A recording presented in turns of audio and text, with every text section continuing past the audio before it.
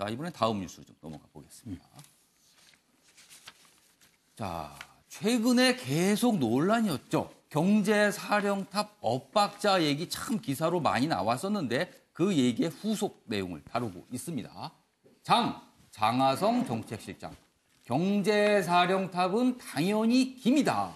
여기서 말하는 김은 김동연 경제부총리를 말합니다. 그리고 우리 두 사람 호흡 잘 맞추고 있다. 이렇게 어제 얘기를 했습니다.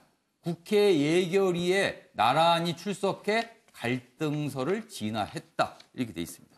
자, 그러면 어떤 식으로 얘기를 해서 진화에 나섰는지 여기 보겠습니다. 장하성 청와대 정책실장은 현재까지 호흡을 잘 맞추고 있다며 두 사람 간 갈등서를 진화했다. 또 경제사령탑은 당연히 김동연 부총리 겸 기획재정부 장관이다. 이렇게 얘기를 했습니다. 그리고 김 부총리는 소득주도 성장이 성과를 내려면 시간이 필요하다며 재차 신중론을 폈다. 이런 신중론은 사실 장하성 실장이나 청와대의 입장이거든요.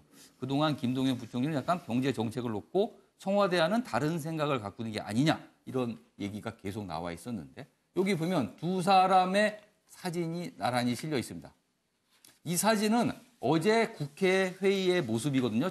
예결위 전체회의에 참석한 모습인데 사실 이렇게 지나갔지만 김동연 경제부총리가 장하성 실장을 찾아서 악수하면서 웃는 모습의 사진도 있거든요. 근데 이 신문은 이렇게 지나가서 겹친 사진을 실었습니다. 자, 전준호 전 대표님. 네. 최근 며칠 동안 참 많이 전했던 기사인데 두 사람이 결국 이제 국회에서 뭔가 화합하고 손을 잡는 모습을 보였어요. 요 내용 글쎄요. 진화한다고 해서 이렇게 발언한 건데 진화가 될까요? 두 분이 어제 오늘 다 바른 말씀을 하신 거거든요. 이 요약하면 공통된 점이 한 가지가 있는데 경제정책의 집행 책임자는 김동연 부총리다라는 것을 두 분이 똑같이 이야기를 하셨다고. 어느 정도 그 부분에 대해서는 정리를 한 것 같아요. 네, 그렇습니다. 예, 그거 너무나 당연한 얘기입니다. 그 청와대는 선거 시기에 그 시대가 요구하는 시대 정신을 반영해서 정책 방향을 제시하는 역할을 하는 것입니다.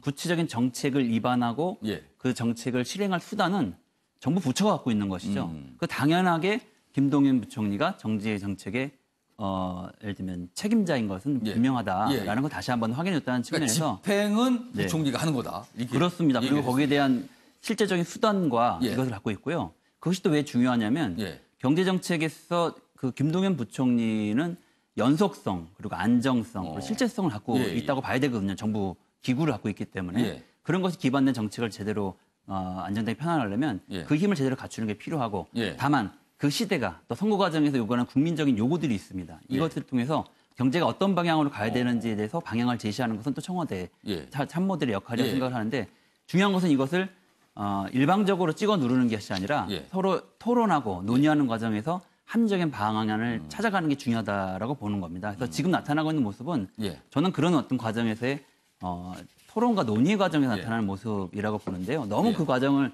약간 균열이 있고 생각이 다르다는 측면을 부각해서 자꾸 보여주시면 경제가 정말 어려진 게 아닌가라고 하는 걱정을 국민들이 하시게 되지 않을까 싶은데요. 어제 오늘 두 분이 잘 정리해 주셨다 저는 이렇게 생각합니다. 알겠습니다. 그럼 여기서요. 어제 국회에 출석한 두 사람의 모습 영상으로 보고 이어가도록 하겠습니다.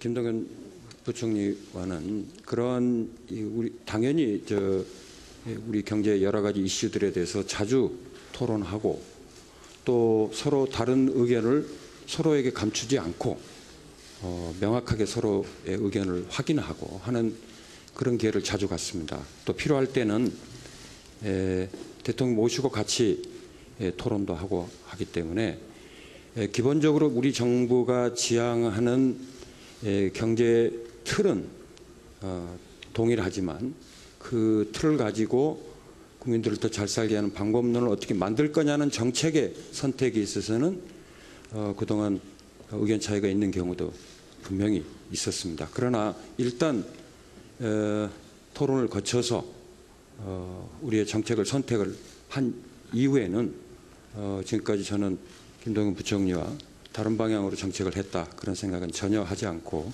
매우 현재까지는 호흡을 잘 맞추고 있다 이렇게 제가 아주 자신 있게 말씀드리겠습니다. 제 표현이 꼭 맞는지 모르겠는데 약간 흑백 논리적인 접근에 대해서 저희가 좀 안타깝게 생각을 합니다. 다시 말씀드리면은 소득주 성장만을 강조하시는 분들은 혁신 성장은 과거와 같은 패턴의 성장은 소득주 성장을 통해서 해결하려고 하는 사회 구조의 문제를 또 심화시킨다라고 비판을 하시고요. 또 거꾸로 혁신 성장만 강조하시는 분들은 소득주 성장이 포주기식 또는 그와 같은 걸 통해서 혁신과 성장을 저해한다 이런 시각이 일부 있는 것 같습니다. 이 두 개의 우리 경제 정책의 축이라고 할 수 있는 소득주 성장과 혁신 성장의 두 축을 이것이 선택의 문제가 아니라 같이 가야지 궁극적으로 우리 경제가 장기적으로 지속가능에 갈 수 있다는 점을 다시 한번 좀 강조드리고 싶습니다. 두 사람이 다를 게 없다. 같이 가야 한다. 확실히 뭔가 엇박자라는 그런 지적을 의식한 발언들이 계속 나왔습니다. 이관한 변호사, 어떻게 보셨습니까? 예. 뭐 엇박자라는 이야기가 나오는 만큼 뭐 의견의 차이가 있는 걸 갖다가 마치 없는 것처럼 이야기하는 자체가 저는 문제라고 생각을 합니다.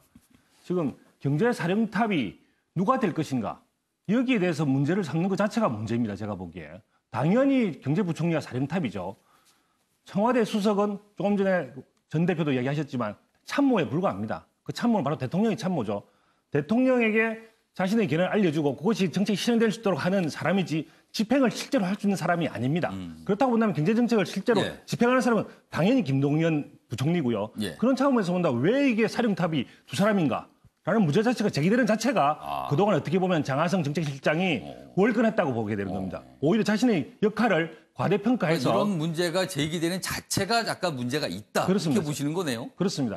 이때까지 새 정부가 들어오고 나서 오히려 장하성 실장이 참모에 불과한 장하성 실장이 자신의 견해, 자신의 말이 오히려 마치 김동연 부총리 위에 있는 것처럼 더 집행이 되다 보니 이런 문제가 발생이 된 것이고요. 그 속에는 장하성 실장이 이야기하는 소득주도 성장이 오히려 김동연 부총리가 이야기하는 그것보다 오히려 더 많은 영향을 가지면서 혁신 성장보다 더 많은 영향을 가지게 되면서 그런 문제가 발생이 되는 것이죠. 지금 나타나는 현재의 문제도 대통령은 세 가지 경제정책, 소득주도 성장이나 공정경제 혹은 혁신 성장을 다 이야기를 하는데 실제로 이때까지 해온 것을 보면 전부 다 소득주도 성장을 우위로 한 정책이 이루어졌다는 거예요. 그것 때문에 문제가 발생이 되어졌는데 그리고 그것 때문에 사령탑이 누군가 이런 문제가 발생되어졌는데 그 부분에 대해서 인정을 하지 않고 무조건 봉합된 것처럼 하면서 가게 되면 앞으로도 이 문제는 계속 발생되리라고 봅니다.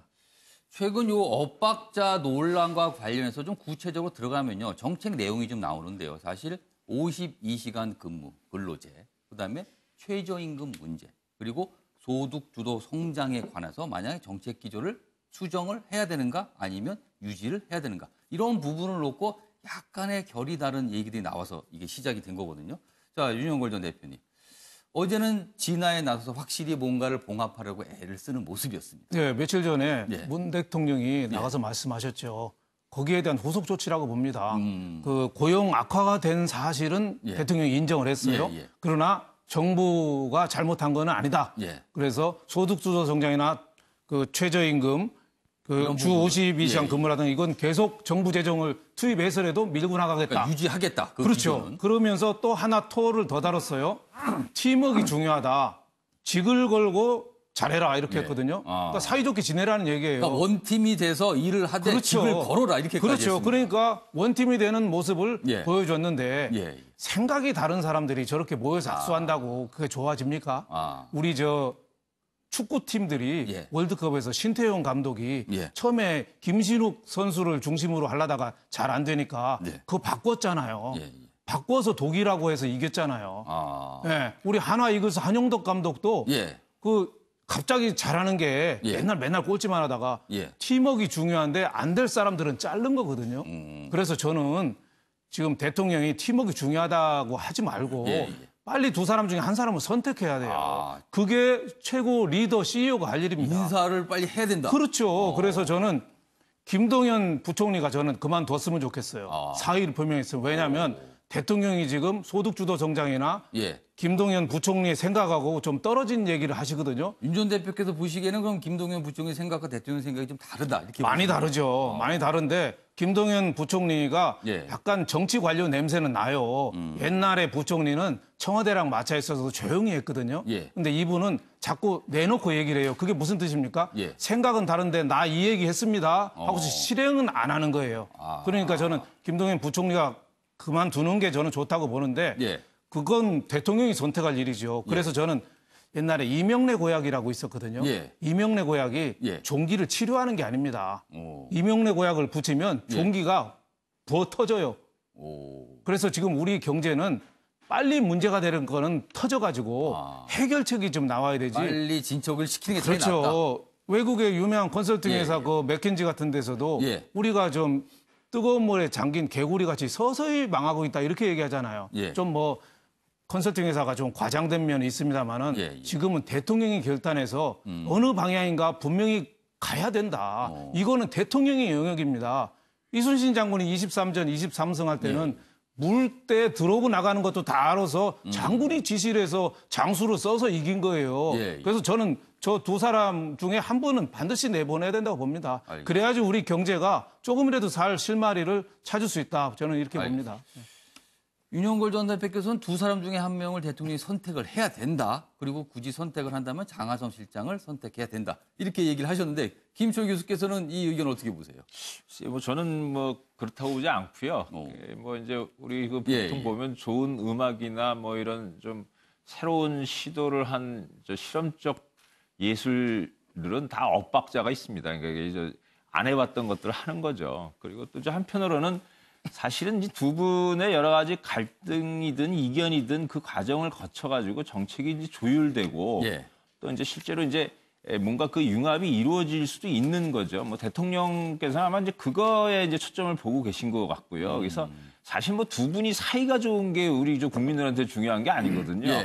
두 분이 갖고 있는 여러 이견들이 이제 여러 과정들, 토론 등을 거쳐가지고 조정되어져서 이제 결국 국민들한테 좋은 결과를 가져오는 게 이제 중요한 것이죠. 그리고 또 한편은 이제 그런 문제도 있습니다. 그러니까 이게 이제 이제 결국은 단순하게 두 사람의 문제는 아니고요. 이게 이제 새로운 정책을 좀 해보려고 하는 과정에서 이미 경제부총리로 상징되어지는 저 이면에 이제 여러 가지 관료 체제라든지 이런 문제들이 있는 거거든요. 그래서 이런 것들을 위해서는 조금 약간 충격도 필요하고 갈등도 필요하고 이런 속에서 긴장이 이제 오히려 동력이 돼가지고 갈 수 있는 그런 긍정적인 측면들도 있다고 보고요. 또 한편으로는 이제 여러저러한 갈등이나 이견들이 이제 조정되어지는 국면으로 간 겁니다. 그러니까 이 상황에서 어떤 뭐 누군가 하나를 이제 내친다고 하면 오히려 이제 정부나 대통령은 또 이제 한편으로 굉장한 이제 어려움에 처할 수도 있겠죠. 근데 저는 그래서 이제 두 분 다 또 이제 그 책임 부분이 있어요. 소득주도 성장이라 그래갖고 너무 최저임금이나 이런 부분만 막 강조되게 되는 이제 방치한 거나 또 한편으로는 혁신성장이라 그러는데 도대체 혁신성장의 내용이 정확하게 뭔지에 대해서도 여전히 아직 구체적인 윤곽이 드러나고 있지 않거든요. 그래서 이런 부분에 대한 내용들을 이제 채우는 방식의 토론이 이제 중요하지 않나 생각이 듭니다. 알겠습니다. 윤영걸 전 대표께서 발언 기회 요청하셨어요. 아까 약간 오해 소지가 있을 것 같아서 대통령이 장하성 실장을 선택하는 게 옳다는 말 뜻이 아니고 대통령이 어느 방향이든지 소득주도 성장 가든지 뭐 혁신이나 어느 방향을 선택하는데 부총리가 사의를 표명해서 대통령의 분명한 선택, 대통령의 분명한 생각을 지금 읽어야지 지금처럼 양쪽이 어정쩡하게 가다가는 경제만 나빠진다. 그래서 그 책임은 부총리가 지고 사의를 표명해서 대통령이 선택을 기다려라. 저는 이렇게 생각하는 뜻입니다. 그러니까 사람의 선택보다는 정책의 선택이 중요하니까 그거에 그런 뜻입니다. 인사를 할 필요가 있다. 그런 말씀이신 것 같아요. 제가 취재 기자로서 저도 이제 낮에는 이제 사람들 만나서 취재를 하는데 어떤 분이 그러시더군요. 국민들 입장에서 누구와 누가 엇박자가 뭐가 중요하냐. 두 사람이 일만 잘하면 되지. 그러면서 기사를 좀 제발 일 잘하라고 좀 써달라. 이렇게 당부를 하더군요. 듣고 보니까 맞는 말 같기도 합니다. 다음 기사 좀 보겠습니다. 자, 여기 보면 특검 얘기가 나왔습니다. 권력의 굴복인가 아니면 역량 한계인가 스스로 칼 거둔 특검. 특검 이게 돼 있네요. 여기 보면 허익범 특검 여기 사진에 있습니다. 허익범 특검 드루킹 수사가 25일로 끝납니다. 그리고 27일 결과를 발표하는데요. 수사기간 연장 신청을 안 하기로 했습니다. 어떤 이유에서인지 보죠. 여기 보면은요. 여기 있습니다. 박상용 특검부는 어제입니다. 굳이 더 이상의 조사나 수사가 적절할 정도는 아니라고 봐 수사 기한 연장 승인을 신청하지 않기로 했다. 그런데 이번을 포함해서 13차례 특검이 있었는데요. 수사기간 연장을 스스로 포기한 거는요. 이번이 처음이라 그러네요. 그래서 이렇게 기사가 큼지막하게 다뤄지고 있는데요. 여기 보면요. 또 있습니다. 그럼 앞으로 그럼 특검이 남은 건 뭘까요? 여기 있습니다. 특검팀은 보강 수사를 거쳐 김 지사를 불구속 기소하는 선에서 수사를 마무리할 전망이다. 김경수 경남지사를 말합니다. 그리고 청와대 송인배 정무비서관과 백원우 민정비서관 조사도 서울중앙지검으로 넘길 예정이다. 뭔가 보니까 굉장히 맥이 빠지는 내용이네요. 뭐가 이렇게 그냥 넘긴다. 이에 대해서 야당은요. 일제히 비판을 했는데 국민 여망을 저버렸다. 이렇게 비판을 하고 있습니다. 그럼 어제 특검과 관련된 영상 준비했습니다. 보고 오죠. 그간 진상규명의 정도와 증거 수집을 비롯한 수사 진행의 필요성 등 진상 및 수사 상황을 종합적으로 판단하여 특별검사는 굳이 더 이상의 조사나 수사가 적절할 정도는 아니라고 보아 수사기한 연장 승인 신청을 하지 않기로 결정하였습니다. 둘째, 이에 수사기한이 8월 25일 종료됨에 따라 수사 대상으로 규정된 사안에 대한 진상 및 수사상 처분된 내용에 대하여는 8월 27일 오후에 밝히도록 할 것입니다. 이상입니다. 예, 천준호 전 대표. 네. 넌 수사기간 연장을 안 하겠다, 신청을 안 하겠다 그렇습니다. 이게 대해서 어떻게 좀 보십니까? 적절합니까? 아니면 좀 너무 맥이 빠지는 겁니까? 이제 그렇게 될 수밖에 없었던 이유가 있는데요. 예. 첫 번째로는 특검 자체가 출발부터 좀 잘못되었기 때문이라고 봅니다. 왜냐하면 특검이 되려면 정말 할 만한 일이 되었어야 되는데 2018년도에 일본 열도가 침몰한다라고 하는 주장을 하는 드루킹 일당의 말만 듣고 진술에 의존해서 이 특검이 출발했기 때문에 당연히 수사를 해도 나올 게 없었던 거의 그 결과물이라고 생각을 하고요. 또 수사 과정도 상당히 무리가 있었습니다. 잘 아시는 것처럼 피의 사실이 언론에 수없이 공포가 되었고 그것이 결국에는 그 김경수 도지사에게 대한 구속영장을 청구한 때 근거가 부족하니까 영장 신청에서 빠졌습니다. 내용이. 그런 내용들을 언론은 대서특필을 했고 마치 그것이 사실인 것처럼 김경수 도지사에 대한 망신 주기를 이렇게 해왔기 때문에 특검 또한 그에 대한 부담이 크지 않을 수 없었다. 저는 이렇게 생각을 하고요. 세 번째로는 이것이 우리 사회에 많은 문제를 일으켰던 댓글 조작에 대한 진상을 규명하라고 하는 어떤 그런 임무가 있었음에도 불구하고 특검이 중요한 사실에 대한 수사조차 시작하지 않았습니다. 드루킹이 옥중서신을 통해서 자신이 이 댓글 조작 기법을 배운 것은 한나라당을 통해서 배웠다. 한나라당 대선 과정에서 진행되었던 드루킹 그 댓글 조작 기법을 자기가 배워서 이것을 시행한 것이고 한나라당이 이렇게 했었다라는 것들 증언을 했는데 그러면 이런 문제가 시작된 그 연원으로부터 조사가 사실 이루어졌어야 되는데 그런 부분들은 그 부분은 일체 제대로 좀 안 됐다. 이루어지지 않았습니다. 어쨌든 국민적 여망과 다른 방향으로 그리고 김경수 지사에 대한 망신 주기로 갔던 이 특검 힘을 잃을 수밖에 없었다고 저는 생각합니다. 이규환 변호사, 지금까지 이 특검이 뭐 언론을 통해서 보도된 내용에 따르면 주로 진술 위주로 조사를 한 것 같아요. 그리고 결정적인 증거를 찾지 못했다. 이런 지적 계속 받고 왔었거든요. 지금까지 여러 가지 언론 보던 그런 식의 이제 기사들이 많이 나왔었는데 그렇다면 특검이 역량이 부족했던 게 아닌가. 이런 지적 나올 법한데요. 일단 어쨌든 검사가 예. 칼을 뽑고 예. 휘둘러 보지도 않고 도로 칼집 꽂아 넣었다. 예. 이건 검사 역량이 부족한 겁니다. 그런데 다만 모든 것을 검사의 역량 부족으로만 돌릴 것이냐, 저는 이 문제가 있다고 보고요. 조금 전에 우리 전 대표께서 뭐 그렇게 될 수밖에 없었다 이런 이야기를 했는데 저 역시 그렇게 될 수밖에 없었다고 판단합니다. 이유는 다만 다릅니까? 이유가 다릅니다. 이유는 완전히 다른데요. 일단 뭐 전주로 대표께서 하신 이야기 중에 한나라당 뭐 과거 뭐 댓글 이야기 하시는데 그런 특검의 범위조차에 포함되지도 않습니다. 특검이 법이 성립될 때부터 조사 내용이 포함되지 않게 할 수가 없는 거고요. 그렇죠. 특검 법엔 조사 대상이 정해져 있습니다. 그리고 한나라당에 관한 것은 현재 집권청이 바로 검사를 통해서 조사하면 됩니다. 그걸 갖다가 마치 지금 특검에게 뭐 왜 안 하느냐 이런 식으로 이야기하는 자체가 무리인 거고요. 특검이 존재하는 자체가 살아있는 권력, 현 정권이 부당하게 조사할 수 있는 권력, 왜 공정하지 못하게 될 수 있기 때문에 그럴 경우에 특검이 발생이 되는 것이지 현 정부가 조사할 수 있는 과거 여당, 지금 현재 야당에 대한 조사는 언제든지 가능하다는 이야기죠.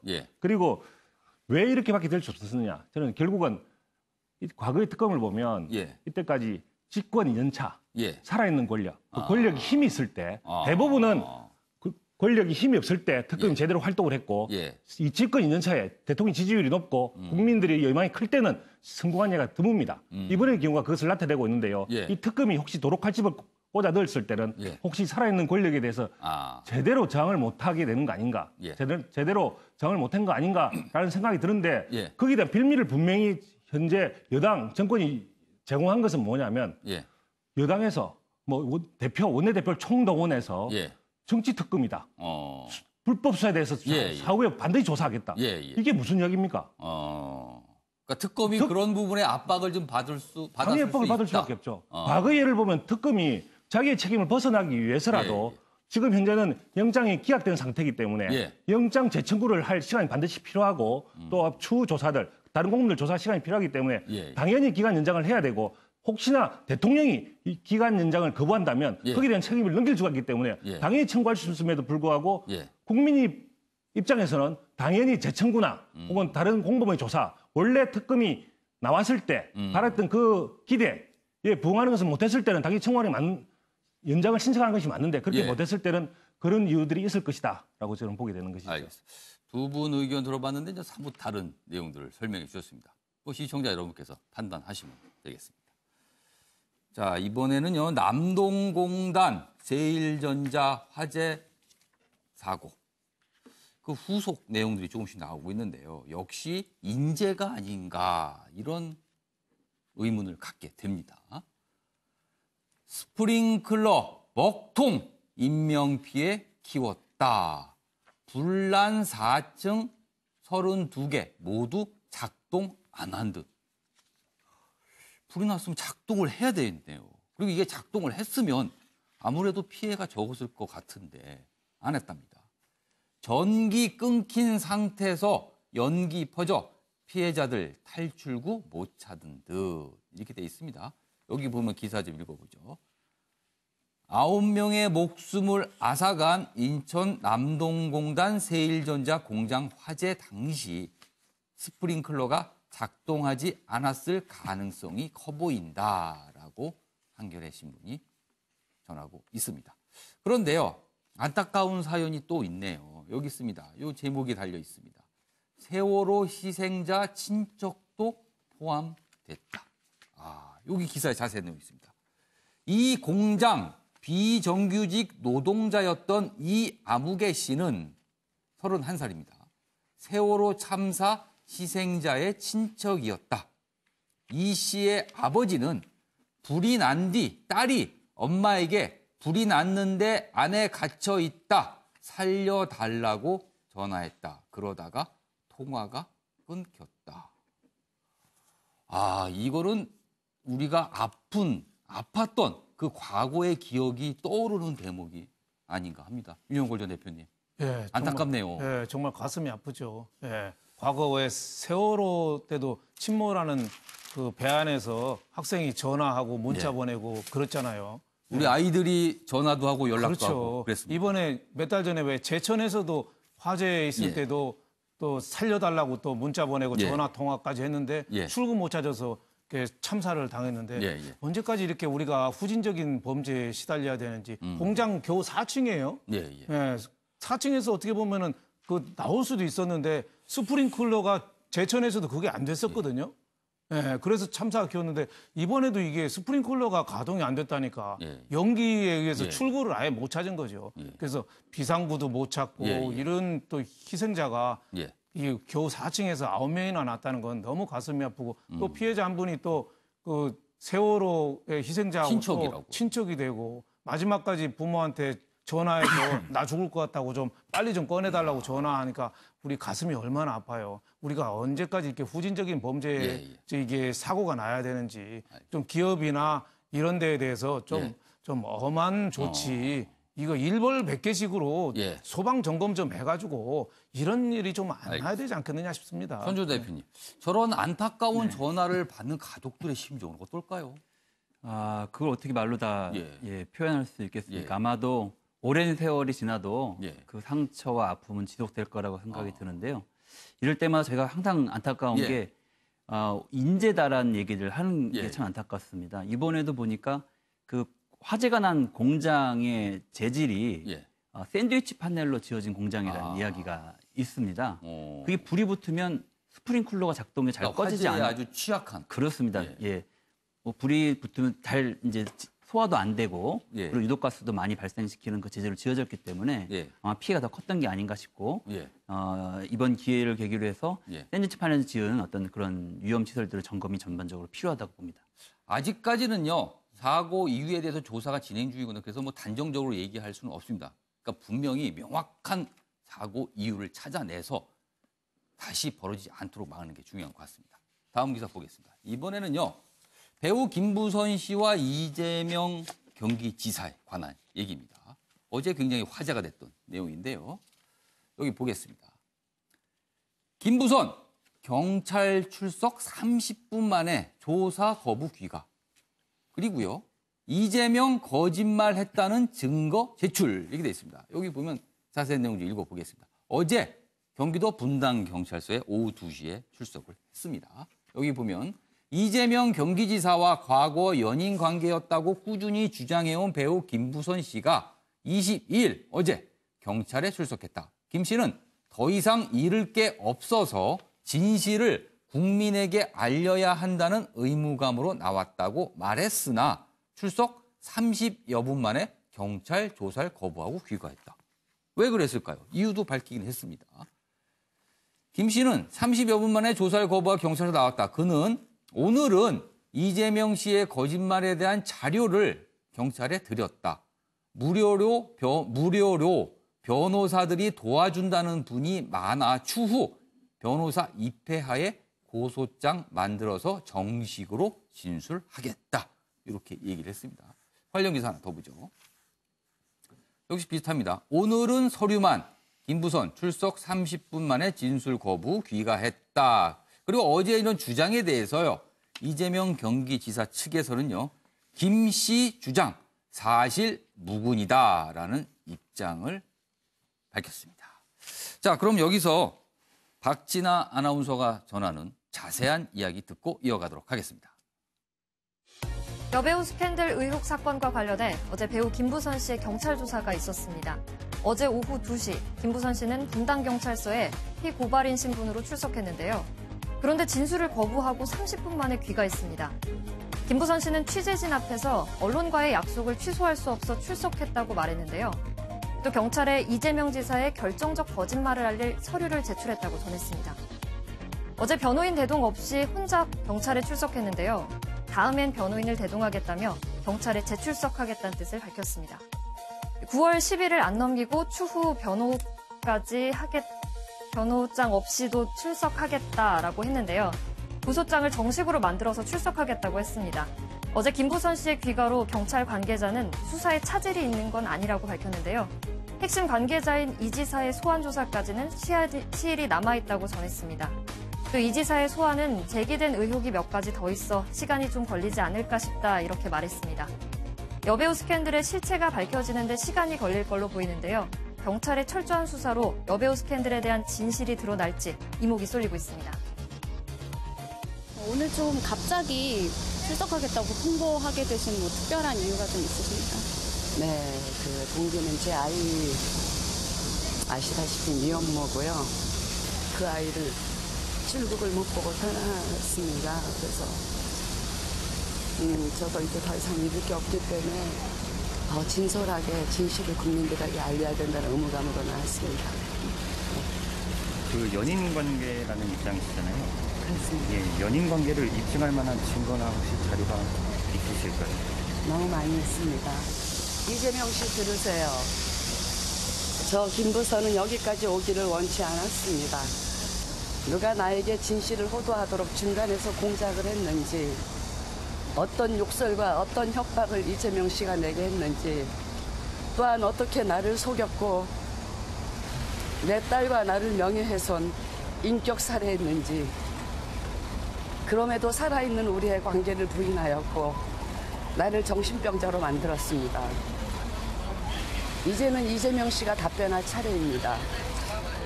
다 포기하고 죽어가는 강아지와 삶을 끝내려고 했으나 내 딸 이미소와 공지영 작가의 양심 고백을 듣고 살기로 했습니다. 이제 죽을 각오로 거짓과 싸울 것입니다. 인간 김부선이 인간 이재명을 법정에 세울 것입니다. 이경환 변호사. 예. 두 양측의 지금 주장이 완전히 다릅니다. 그래서 좀 뭐 저희가 다루긴 하지만 양쪽 주장자 골고루 다루고 있긴 한데 어제 보면은요. 김부선 씨가 작정을 하고 준비된 내용을 들고 기자들 앞에서 읽었습니다. 그렇습니다. 예. 어떻게 보셨어요, 어제? 예. 사실 뭐 두 사람 사이에 있었던 관계는 한참 오래된 일이라서 그 자체는 뭐 공소시효 지났는데 그 위에 뭐 오히려 명예훼손이나 거짓이다 아니다 이거 가지고 뭐 선거법 위반이나 명예훼손 이런 게 문제되고 있는데요. 일단 저렇게 뭐 들어와서 30분 나가는 것은 피해자의 당연한 권리입니다. 왜냐하면 뭐 출석 안 했을 경우에는 체포영장이나 구속영장 발부 가능성이 높아지기 때문에. 그러니까 어제 출석한 거는 이재명 지사 측에서 고소를 했기 때문에 그래서 출석한 건가요? 예. 본인 입장에서 피고발인 입장이고 또 어떤 때 바른미래당이 고발한 건에 대해서는 참고인 입장입니다. 그런데 피고발인 입장, 즉 피해자 입장이 원칙이기 때문에 피해자의 권리를 인정받게 되는 것이고요. 그런데 출석하라고 경찰에서 즉 수사기관에서 출석하라고 요구를 하게 되면 그걸 출석을 거부했을 때 나중에 체포영장이나 혹은 구속영장의 발부에 빌미가 됩니다. 그런데 출석하고 나서는 진술 거부권을 행사할 수가 있죠. 피해자의 당연한 권리로서 진술 거부권을 행사하는데 전체적으로 진술 거부권을 행사한다고 하게 되면 경찰에서는 더 이상 조사를 못하기 때문에 돌려보낼 수밖에 없게 되고 그때 그렇기 때문에 30분 만에 돌아올 수밖에 없는데 지금 김부선 씨의 말은 서류는 이미 서류는 제출하고 그러니까 뭐 증거가 될 만한 내용을 제출했다고 그랬어요. 그렇습니다. 그래서 자기 변호할 수 있는 이야기는 했고 또 나중에 변호사를 참여시켜서 조사받겠다. 저때는 변호사가 없지 않았습니까? 처음부터 변호사가 왜 없는지에 대해서 조금 이렇게 의문스러웠는데 뭐 나중에 변호사를 데리고 오기 위해서 저랬을 수는 있다고 봐야 되겠죠. 그럼 어제는 피고발인이기 때문에 어쩔 수 없이 나와야 되는 상황이었고 일단 나와서 본인이 경찰을 대면을 하고 그리고 증거라는 자기 본인이 준비한 자료들을 제출하고 그리고 나중에 다시 오겠다. 이렇게 그런 절차가 됩니다. 그렇습니다. 저런 과정들은 어떻게 보면 좀 이렇게 아주 영리한 과정인데요. 아마 변호사의 어떤 조언을 받고 있지 않나 그렇게 생각이 됩니다. 알겠습니다. 김철 교수님. 어제 상황 사실은 굉장히 관심사인데요. 뭐라고 좀 논평하기도 좀 애매한 상황이기도 합니다, 사실. 예, 그렇습니다. 이게 특히 또 이제 그 연인이었느냐 아니었느냐를 둘러싼 뭐 거짓과 뭐 협박, 명예훼손 뭐 등 이렇게 굉장히 좀 사적인 영역에서의 문제여가지고. 이것이 물론 이제 그 당사자들이 다 공인이신 분들이라 이제 굉장히 뉴스거리가 되고 있습니다만 뭐 이제 결국 성격은 이게 이제 뭐 어떻게 누가 타인이 이렇게 논평하기도 그렇고 참 어려운 문제입니다. 근데 이제 그 과정에서 상처들은 분명히 있고 이제 그래서 이것이 이제 그 뭐 결국 법정으로 이제 가고 있는 상황입니다만은 상당히 이제 그것이 이제 어떻게 치유될 수 있을까라고 하는 것은 뭐 이제 그 생명도 이제 버릴까 하다가도 이제 뭐 공정 작가라든지 이렇게 주변에서의 이제 힘 때문에 이제 뭐 이런 도움 때문에 또 그러니까 여러 유명인들이 지금 등장을 했어요. 저 사안에 근데 이제 대해서. 그 주변 관계나 사람들의 그 이런 도움이 너무 이렇게 좀 뭔가 싸우고 하는 방향으로라기보다는 서로 이제 각자의 좀 행복한 삶의 부분으로 작용할 수 있는 그런 이제 그 관계나 도움들이 좀 필요하지 않은가. 이건 뭐 이제 진행되고 있는 뭐 법적 문제는 법적대로 이제 해야 되겠습니다만 그것이 있어야만 저런 상처에도 불구하고 뭔가 좀 그래도 삶을 계속 영위해 갈 수 있지 않겠는가라는 생각도 듭니다. 윤영걸 전 대표님. 뭐 김부선 씨의 그 굉장히 좀 억울하고 속상해하는 게 다분히 좀 당겨져요. 그동안에 왜 옛날에 왜 성남에 사는 가짜 총각 뭐 이런 식으로 해서 그 싱글인 줄 알고 만남을 가졌는데 알고 보니까 내가 속았다더라. 뭐 이런 식으로 했다가 나중에 또 번복을 했었죠.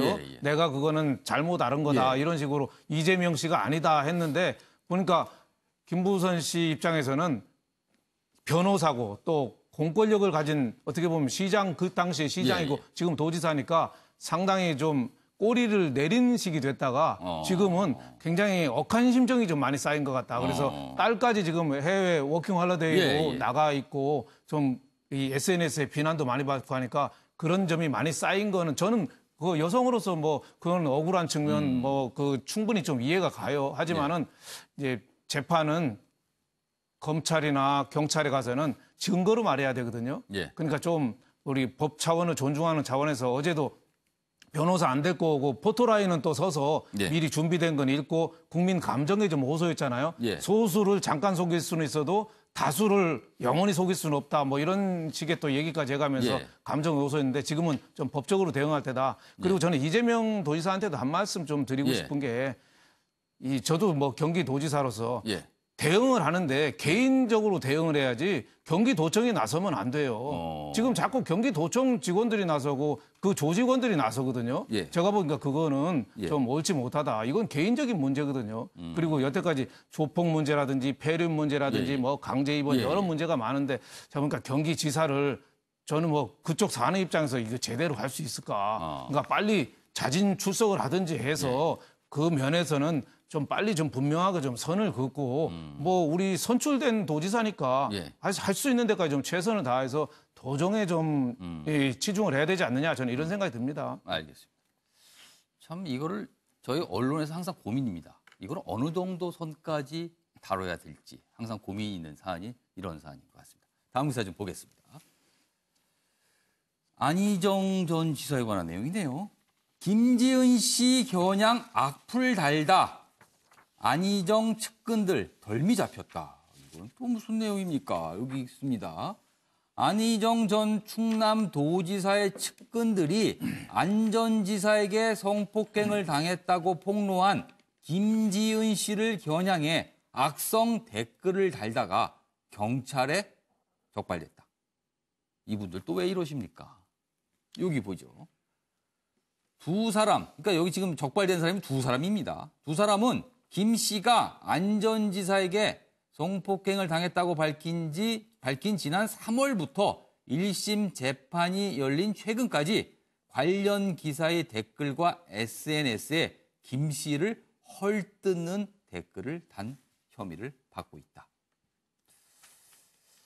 괜한 이런 짓을 하는군요. 이러다 이게 오히려 덧나는 상황 아닙니까? 이렇게 되면요. 안타깝습니다.